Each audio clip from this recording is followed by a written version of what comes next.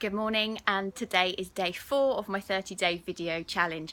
I actually can't believe it's day 4. I feel like I've been doing this for forever. It actually feels really natural to sit and talk, which has surprised me a little bit. So today I'm in my garden. I've got a busy day today, reading, surprisingly. I landed 3 new audiobooks to record that I've been cast for. And what's really exciting about those is that each of those 3 are for a different publisher. And the reason that I've booked those jobs is because I've stuck my neck out a little bit, and every year I now go to an event in Chicago or New York, and I do what a lot of narrators in the UK aren't doing. I found a way to stick my neck out a little bit, and it's paid off, particularly this year. So I'm going to be spending most of the day in the garden in this lovely sunshine, sunbathing slash working, and I feel really lucky that I have a job that enables me to do lots of things that I love. 1, be at home, 2, sit in my garden, and 3, read fantastic literature. So that's my day. The other thing I wanted to talk about today was the magic of tidying up. Now, I kept seeing this book on the shelves in bookshops, and something about it really appealed to me because I was feeling overwhelmed by the state of my attic. There's so much stuff up there, and I felt like I just didn't know how to deal with it. What's been really interesting about this book is she talks about there's 2 reasons why people keep stuff. One is a fear of the future, and one is being afraid of letting go of the past.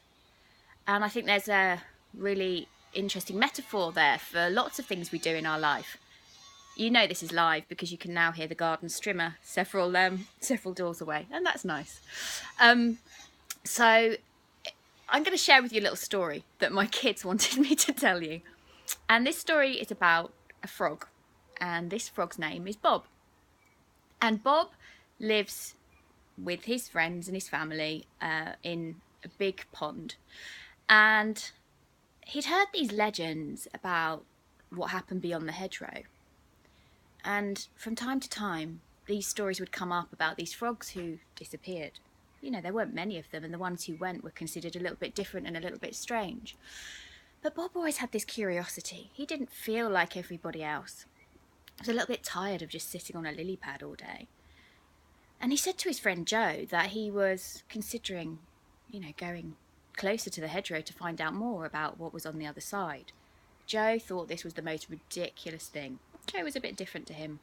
Joe really liked being like everybody else. He really enjoyed sitting on his lily pad, just staring into space every evening. And so he felt a little bit silly, Bob did, that he'd told Joe. And it made it even worse when Joe spoke to his mother about it, and Bob's mother's reply was, well, why on earth would you want to do that? Why would you go somewhere scary? No one ever comes back. It must be terrible out there beyond the hedgerow. But that wasn't enough for Bob.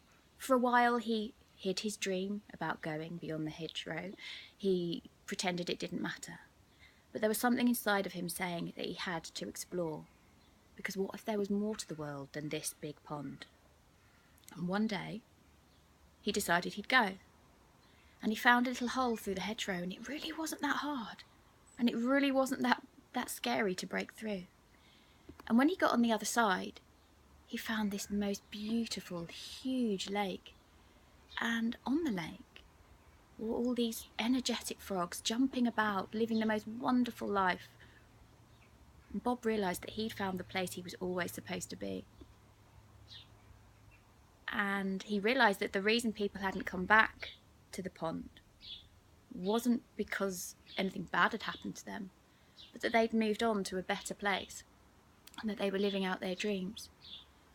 And what he realised was that he wasn't in a big pond at all. He'd been living on a puddle. So what I like about that story is that it makes you think, what is it that stops you from wanting to go and find your lake? And are you living in a puddle, a pond, a lake, or do you want more of the ocean in your life? I'm going to get reading now. Bye-bye.